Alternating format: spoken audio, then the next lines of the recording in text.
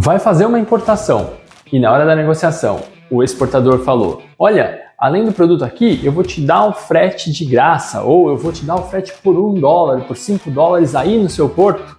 Tá fazendo essa negociação? Tome muito cuidado e se liga nessa dica que eu vou te dar. Oi pessoal, tudo bem? Meu nome é Mário Polis, eu sou da M-Consult e nesse vídeo aqui eu venho esclarecer para você uma das principais pegadinhas do comércio exterior. É a famosa importação consolidada ou compartilhada com o frete pago pelo exportador, com o frete pago lá na origem. Bom, por que essa condição é uma pegadinha, uma das grandes pegadinhas do comércio exterior?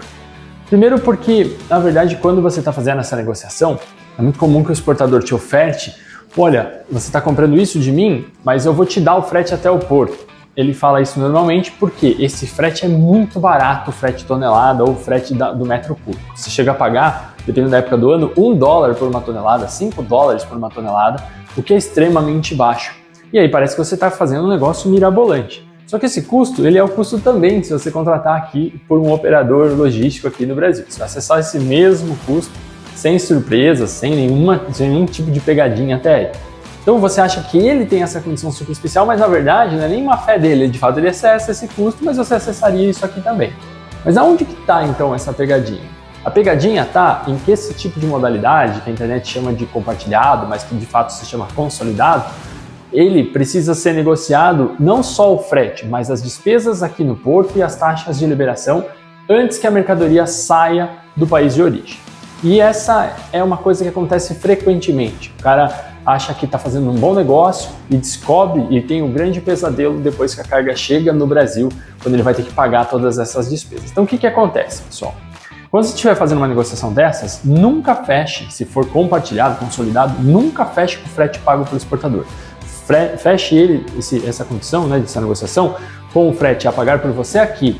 Então ele pode vender no que a gente chama de ex-works ou de FOB, e você contrata o frete por um operador seu aqui no Brasil, sem isso. Por que você tem que fazer dessa forma? Porque quando você faz isso, a empresa que fazer essa operação de frete para você já compra com ela um pacote negociado das despesas de armazenamento e das despesas de liberação aqui do Brasil. Ao fazer isso, você já pré-determinou quais serão esses custos que você vai pagar.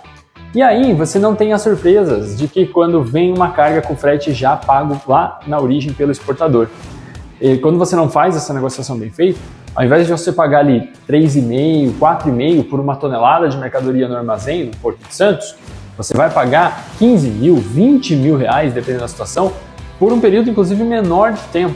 Ao invés de pagar por 15 dias de período de armazenagem, você vai pagar aí 7 dias, às vezes até menos do que isso.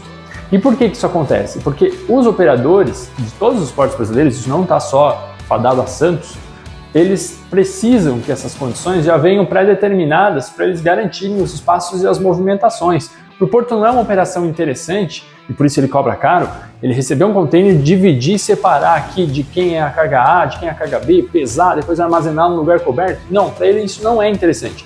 O que interessa para ele é uma movimentação rápida, de um container que chega, que ele posiciona, que é liberado, que já sai no caminhão no formato de container.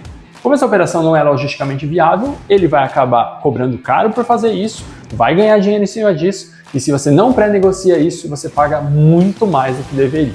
Então, numa negociação como essa, em hipótese alguma, feche o produto com o frete. Feche somente o produto e contrate o frete por aqui.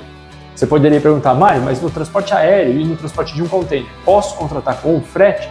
Sim, tranquilo fechar a negociação daí com o frete, porque essa situação não vai acontecer. Você vai ter os mesmos custos padrões, porque aeroporto é tabelado, e para container também você tem um custo tabelado do preço da armazenagem, porque se opera o container. O segredo e a pegadinha está quando você embarcar o famoso consolidado que a internet chama de compartilhado. Então nunca feche esse tipo de negociação com frete pago pelo exportador. Beleza? Até a próxima!